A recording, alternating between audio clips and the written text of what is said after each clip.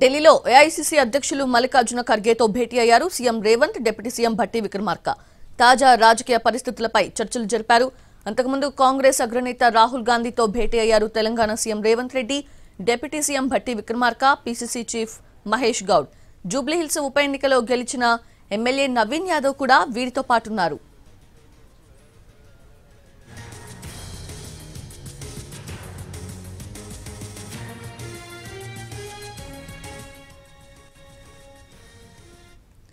ఇదే అంశానికి సంబంధించి లేటెస్ట్ అప్డేట్స్ తెలుసుకునే ప్రయత్నం చేద్దాం. మా ప్రతినిధి రాజు లైవ్ లో అందుబాటులో ఉన్నారు. Raju, over to you. Thank you Soujanya. AICC అధ్యక్షుడు మల్లికార్జున ఖర్గేతో తెలంగాణ ముఖ్యమంత్రి రేవంత్ రెడ్డి, ఉప ముఖ్యమంత్రి భట్టి విక్రమార్క, పీసీసీ చీఫ్ మహేష్ కుమార్ గౌడ్, నిన్న జూబ్లీహిల్స్ ఉప ఎన్నికల్లో గెలిచినటువంటి ఎమ్మెల్యే నవీన్ యాదవ్లు ప్రత్యేకంగా సమావేశమయ్యారు. మనం చూడొచ్చు, మల్లికార్జున ఖర్గే నివాసంలో ప్రస్తుతం కీలక సమావేశం జరుగుతుందని చెప్పుకోవచ్చు. మొదట ఈ సమావేశంలో జూబ్లీహిల్స్ ఉప ఎన్నికల్లో గెలిచినటువంటి నవీన్ యాదవ్ ను మల్లికార్జున ఖర్గే అభినందించారు. ఈ సమావేశానికి ఏఐసీసీ కీలక నేత కేసీ వేణుగోపాల్ కూడా హాజరయ్యారు.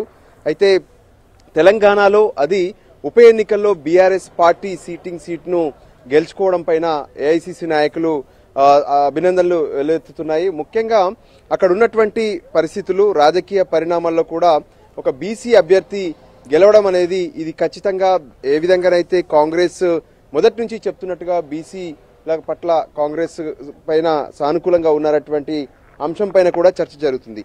ఇక మరోపక్క రానున్నటువంటి స్థానిక సంస్థల ఎన్నికల పైన కూడా ఈ సమావేశంలో చర్చ జరిగే అవకాశం కనిపిస్తుంది. ఇప్పటికే ఏదైతే రిజర్వేషన్లు పెంచుతూ రాష్ట్ర ప్రభుత్వం తీసుకున్నటువంటి నిర్ణయానికి సుప్రీంకోర్టు అడ్డుకట్ట వేసింది. అయితే పాత రిజర్వేషన్లతోనే ఎన్నికలు నిర్వహించాల్సినటువంటి అవసరం ఉంది. స్థానిక సంస్థల ఎన్నికలు నిర్వహించకపోవడం వల్ల రావాల్సినటువంటి నిధులన్నీ కూడా ఆగిపోతున్నాయి. సో ఆ ఎన్నికలు నిర్వహించేందుకు ప్రత్యేకంగా 17వ తేదీన ఏ విధంగానైతే రాష్ట్ర కేబినెట్ సమావేశం కూడా జరగబోతుంది. ఆ సమావేశంలో కీలక నిర్ణయం తీసుకునే అవకాశం కూడా కనిపిస్తుంది. సో అందుకోసమే స్థానిక సంస్థల ఎన్నికలు వెళ్లే అంశం పైన కూడా ఈ సమావేశంలో చర్చ జరుగుతుంది.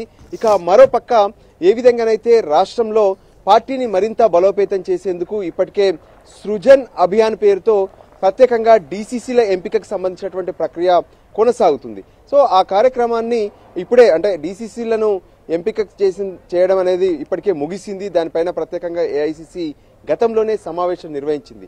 సో ఇప్పుడు ఈ అధ్యక్షులను, జిల్లాల అధ్యక్షులను ప్రకటిస్తారా లేదంటే స్థానిక సంస్థల ఎన్నికల తర్వాత ప్రకటించారనే దాని మీద కూడా కొంత కీలకంగా చర్చ జరిగే అవకాశం కనిపిస్తుంది.